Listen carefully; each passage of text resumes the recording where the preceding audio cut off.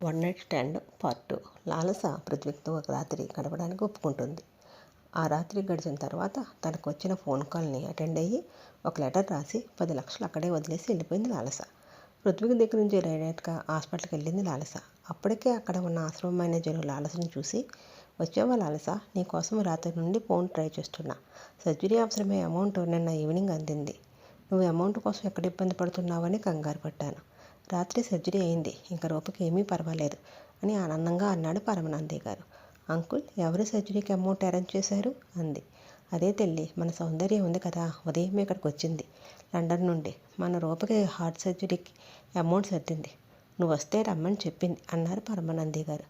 సరే అని చెప్పి హాస్పిటల్ నుండి ఆశ్రమానికి వెళ్ళింది లాలస. ఆశ్రమంలో సౌందర్యాన్ని చూసి హక్ చేసుకుని, ఆంటీ నేను మీతో రావచ్చా అంది లాలస కళ్ళల్లో నీళ్లు తిరుగుతుంటే వాటిని ఆపుతూ. నిన్నెప్పటి నుండో అడుగుతున్నాను నాతో వచ్చేయని. ఎప్పుడో పాస్పోర్ట్ కూడా రెడీ చేశా, నువ్వు నాతో ఎప్పుడు వస్తానంటావా అని. నేను ఈవినింగ్ చెన్నై వెళ్ళి 1 వీక్లో లండన్ వెళ్తాను. మరి నాతో వచ్చేస్తావా అన్నారు సౌందర్య గారు. వస్తా అన్న లాలసను చూసి, ఎప్పుడు అడిగినా ఆశ్రమం వదిలి రాను అనేది ఏమైంది అనుకుని, ఓకే అయితే లగేజ్ ప్యాక్ చేసుకుని రెడీగా ఉండు అన్నారు సౌందర్య గారు. లగేజ్ ప్యాక్ చేసుకుని రెడీ అయ్యి అక్కడ అందరికీ వెళ్ళి వస్తారని చెప్పి అప్పుడే అక్కడికి వచ్చిన పరమానందయ్య గారికి కూడా చెప్పింది.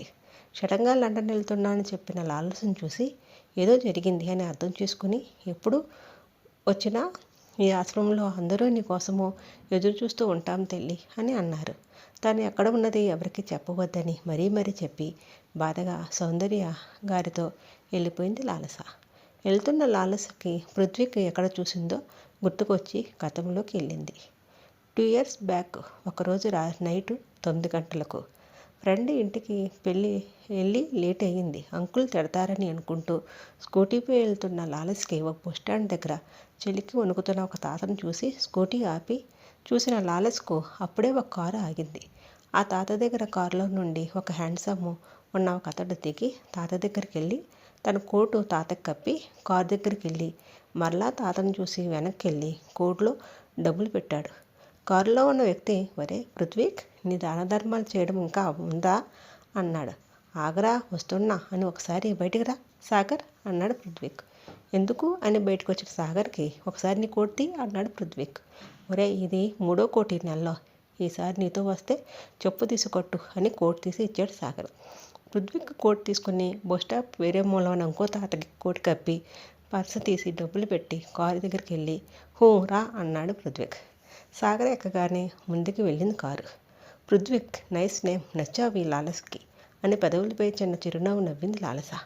స్కూటీ స్టార్ట్ చేసి లాలసకి మధ్య కథం చెప్తున్నా లాలసకి తాను చూసిందే గుర్తు తెచ్చుకుంటుంది. ఒరే, కారులో నీ గొడవ నాకు అర్థం కాదురా. ఎవరైనా రోడ్డుపై ఉంటే మబ్బులు ఇస్తారు, బట్టలు ఇస్తారు, కానీ చెడ్డ బుద్ధి మానుకుంటూ నువ్వు చాలా మంచోడురా. ఎందుకు అమ్మాయిలతో గడుపుతావు అన్నాడు సాగర్. నీకు ఎన్నిసార్లు చెప్పానురా, అమ్మాయిల డబ్బు ఎక్కడుంటే వాళ్ళతో ఉండడానికి చూస్తారు. ప్రేమ అనేది వాళ్ళకి తెలియదు. ఇంకా పెళ్ళి ఏం తెలుస్తుంది విలువ అన్నాడు పృథ్వీక్. ఏదో ఎవరో చేశారని అని అంటున్న సాగర్ని, షాటప్, ఎవరో కాదు అందరూ అంతే, నువ్వు కూడా ప్రేమ పెళ్ళి అనకు, నాలా ఎంజాయ్ చేయి అన్నాడు సీరియస్గా. వద్దు బాబు, నువ్వు ఎంజాయ్ చేయి అని దండం పెడతాని. ఇప్పుడు ఎక్కడికి, గెస్ట్ హౌస్కా అన్నాడు.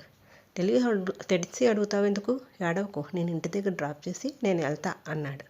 థ్యాంక్స్ రా బాబు అన్నాడు సాగర్. పృథ్వీక్ సాగర్ని డ్రాప్ చేసి గెస్ట్ హౌస్కి వెళ్ళి అప్పటికే తన కోసం రెడీగా ఉన్న స్మితను చూసి కమాన్ డార్లింగ్ అని బెడ్ రూమ్లోకి తీసుకెళ్ళి యువర్ సో సెక్సీ అని స్మితని ఆక్రమించుకున్నాడు. తన పని అయిన తర్వాత డబ్బులు ఇచ్చి బాయ్, అవసరమైనప్పుడు కాల్ చేస్తా అని వెళ్ళిపోయాడు పృథ్వీక్. లాలస పృథ్వీక్ మరలా రెండోసారి మదర్ తెరెసా ఆశ్రమంలో చూసింది. లాలస, నాకు ఫ్లైట్ టైం అవుతుంది, మదర్ తెరెసా ఆశ్రమంకి చెక్ ఇవ్వాలి, కాస్త ఇస్తూ వస్తావా అన్నారు సౌందర్య.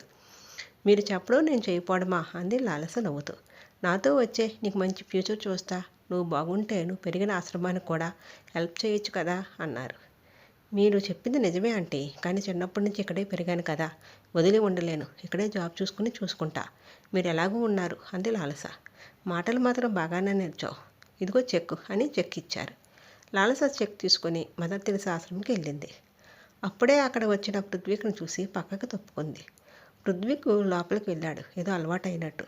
చాలాసార్లు వచ్చినట్టు వెళ్ళాడు. పృథ్వీక్ రాగానే పిల్లలందరూ అన్నయ్య అన్నయ్య అంటూ చుట్టుముట్టారు.